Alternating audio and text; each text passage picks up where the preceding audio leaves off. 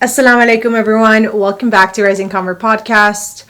I get asked a question a lot of what are the things that I learned and took away from my past and how that supported and helped me in my future.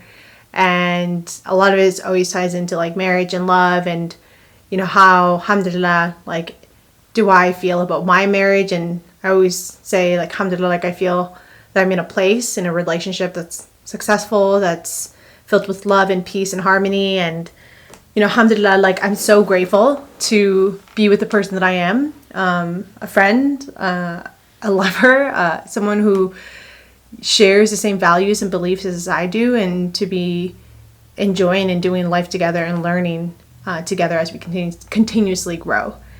And so in today's episode, I want to share with you 4 takeaways that I've learned just about like love and finding a person, and that could relate into building a relationship, and why I believe these things have really supported me in my marriage and in the kind of relationship that I want and continue to work on, and believe that if I keep these 4 things in mind, it will inshallah always be successful. And so 2 of those things I'm going to just talk about takeaways that I've learned from my early mid-20s, from connections and relationships. I'm not talking about just men stuff. I'm also talking about like family friendships that I've obtained, and then 2 things that I've learned about Islam and like why remembering and recognizing these 4 things are so important to me. And yeah, just dive in a little bit deeper about that. So the first thing is being able to recognize that the human who I'm going to be with is also going to be a whole person who is on their own path. And because they're on their own path, they don't necessarily owe me, nor do I owe them, my entire time, attention, and energy. And I find that to be super important to recognize and to know, because I always hear that people lose themselves, or they feel so dependent and reliant on their person. And a lot of people talk about it being super cute, and it is, and I'm not saying don't have that, but having that expectation or feeling like you owe them all of your energy and time and attention can be emotionally draining. I think it's so healthy to be able to move and through a relationship and share adventures apart, and to recognize that the path that they're on, though it can be linear for the both of you, there's going to be moments where they're going to go off the road for a bit because they need to do something that's going to serve them. It may not necessarily serve you, but it's going to serve them, which then eventually will serve the relationship. And so I learned that that's something that I really wanted in a relationship in my mid-20s. I came across someone who required so much of me, and it was a friendship, and it just felt like a lot was expected, like this huge weight, and I didn't recognize until like later on, and I immediately put it at a stop. I was like, this is not working for me. I remember having a conversation with her and just letting her know that the amount of weight and stress that they're putting on me because they expected so much in that friendship relationship was exhausting. And what I also learned through that as another lesson was just communicating. The second you catch it, makes things easier because there's less tension, and it's like not something that I stuffed down and waited so long that like there was a buildup, and then like I freaked out, and then like a conflict happened. So that was also great. But anyway, the main thing that I recognized is like the thing that I wanted was someone who also can see things in this, I guess, in this way, where they see me as a whole person and they understand that I have my path, and that we have the shared vision, or some,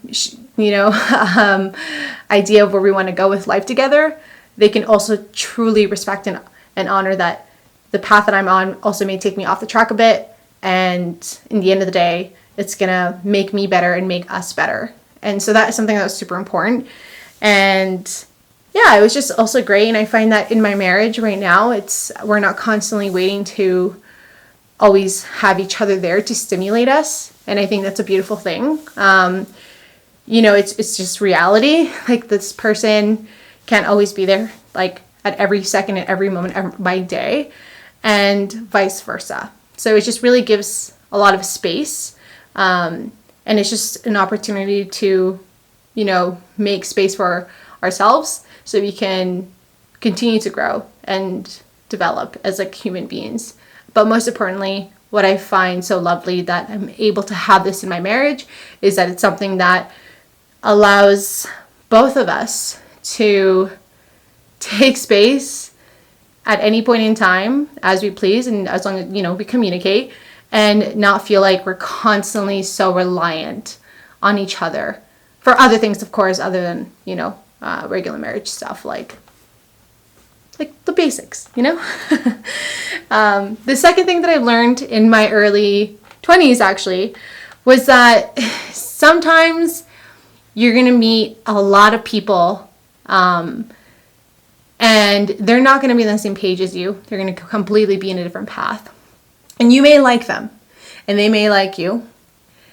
But in order for you to grow and learn, sometimes you just have to meet people where they are and leave them where they are. And I think it also goes with understanding that love can come with heartbreak. But I say meet people where they are and leave them where they are. And I want to put more of an emphasis on that part versus the other lesson, which is love comes with heartbreak, heartbreak comes with love. Because there's a lot of strength and courage that comes from being able to walk away and let go, and being able to recognize that you have something so good in front of you, and maybe it's something temporary, and that's just it. I met a lot of cool people in the different workspaces and environments that I've been a part of in the companies, and they're so awesome. Sometimes I reflect on them now and I think, man, that would have been a great friendship. And I know I had the opportunity to meet them, and I had the opportunity to build a relationship with them and to carry something not just within work but outside of it. And something changes, and then you just kind of drift away, or there, for whatever reason, you don't continue or you don't pursue it. And I think that's an example of casual, meet someone where they are, and because you happen to be there at that point in time, you happen to be sharing the same experience, you happen to maybe be at the same phases in your life together, and then eventually that changes because we're constantly growing and moving through life and learning so much. So being able to meet someone and leave them where they are, it's a beautiful thing. And if you're capable of doing it, especially with someone who you feel a strong connection with, that's a lot of strength, and there's so much growth that you're going to receive, and reward that you're going to receive, and empowerment that you're going to feel when that happens. And I think in a relationship, it's something to really acknowledge, especially when you're meeting someone, because sometimes I feel I know I've had this where I've looked at someone and I am looking for something a little bit more, not realizing that, they don't really have the capacity to give me what it is that I'm looking for at that time, or what it is I'm looking for my future.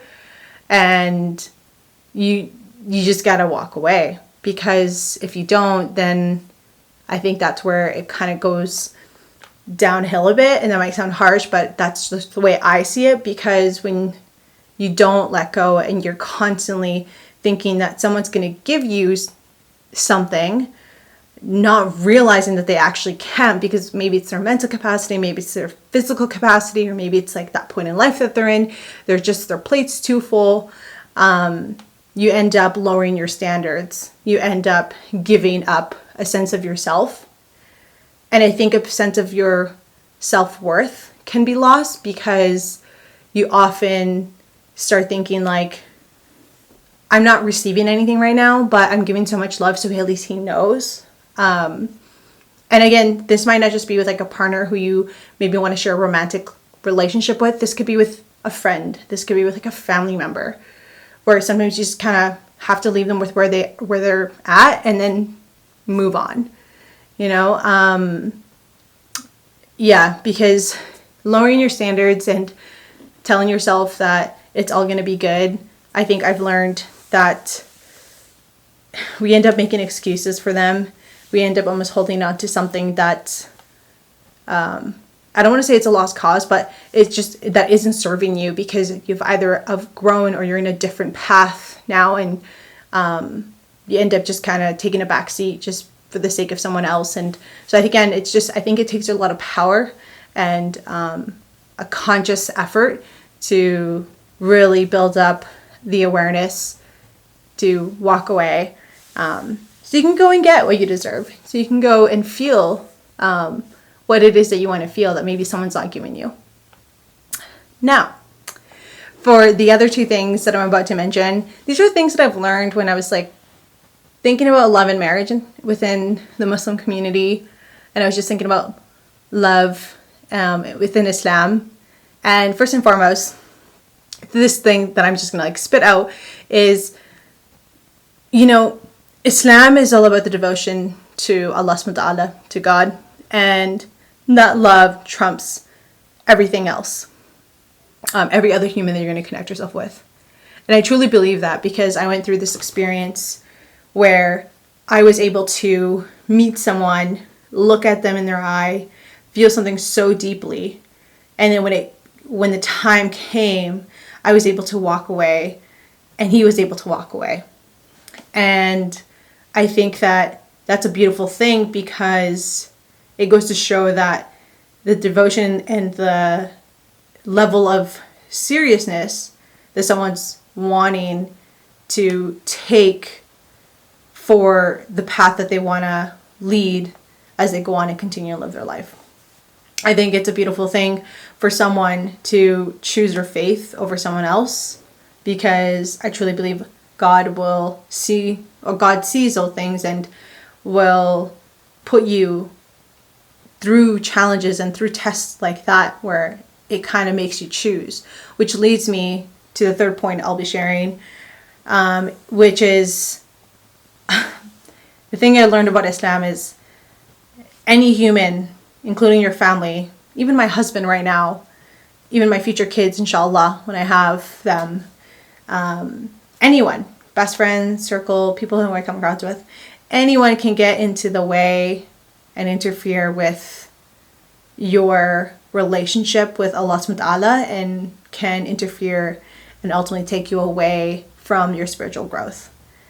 And so that's something that's talked about and mentioned in hadiths, and so those are like stories, and it's something that's also mentioned in the Quran. And I find it to be so profound, because it's just a kind reminder that you can love these people for so long and know them for so long, like your mom and your dad, and they could still be one of those people who takes you away and pushes you further and further from your faith. You know, it could be your best friend who you've had long time relationship with and experiences and journeys, but they could be the person that takes you away from Allah subhanahu wa ta'ala. And so it's just a reminder that at the end of the day, God created us to devote ourselves to Him and to always remember Him no matter what, and to call upon God at any point in time. And that first and foremost should always be where your devotion and love should go. And then secondly is again your partner, and then the rest, like family. And so I find that to be, again, really important, because it really, especially as a Muslim, for me, it really is, Islam is like my moral compass. And so being able to have that and keep that close to me is something that I really want. It also allows me to navigate my relationship in a way that allows me to be mindful and to also recognize that whatever's happening in my relationship is because Allah subhanahu wa ta'ala wants it to happen, and to have full like faith and trust in Allah subhanahu wa ta'ala and the things that end up transpiring like in my future with my husband, and with the things that are currently happening, whatever events or things or feelings that are coming up. So yeah, just knowing that I also have that strong love, I feel like that brings peace. Which also then takes me to my last point that I've learned. Islam taught me about having peace within a marriage, having peace with a partner, and that peace also is something you want to think about when you find someone who you want to spend the rest of your life with, but also just when you're sharing someone your life, and you're inviting them, you're spending a lot of your time, you're so generous with everything, that peace is something that gets mentioned again a few times within the Quran, and also in hadith and like stories, and there's a lot of sheikhs that talk about it, and I find that to be so, I find that to be quite uplifting in a way, and I also find it to be very different from a lot of the things that I see and that I hear about love. I think to have it really hone in, and the word peace is very beautiful, because when I think about peace, it's relaxing.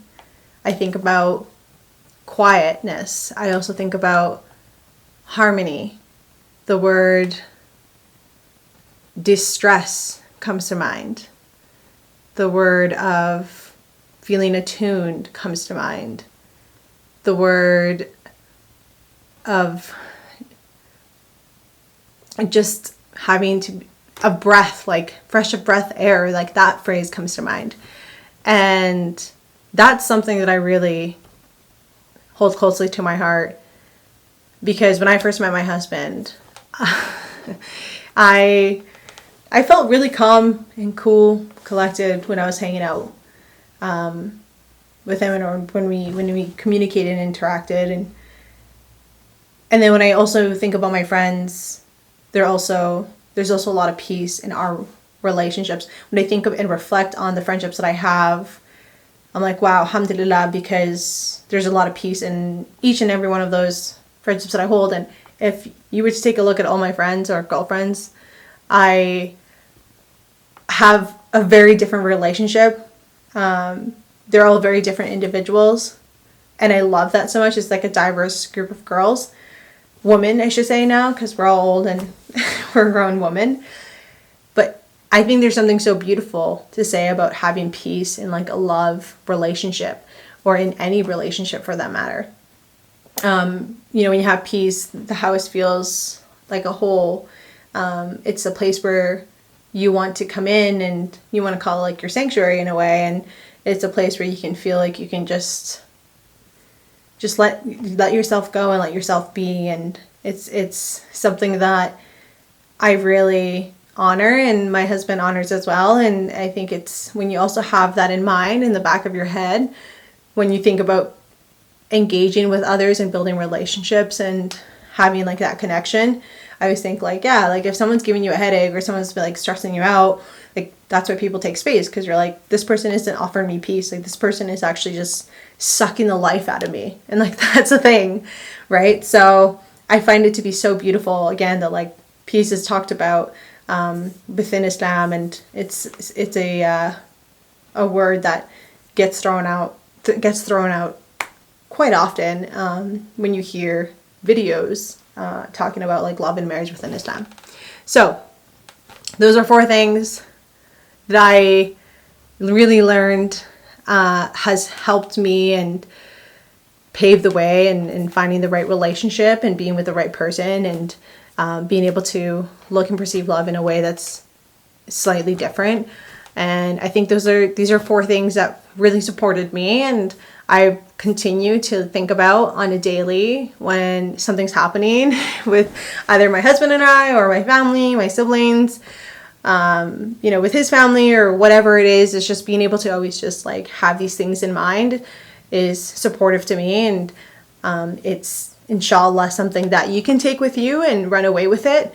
And if you do have any tips and tricks on how maybe you might approach any of these 4 things that I just mentioned, write them in the comments, reach out to me, let me know, because it's something that I truly love talking about love in general. I'm kind of a homeless romantic, though I'm never fooled just by love, I like to think. So anyways, let me know your thoughts, and if you have other things that you would like to share about love, please feel free to write them in the comments on YouTube, in the channel, and you can also ask me a question on Instagram or on TikTok. Thanks everyone for listening. Assalamu alaikum.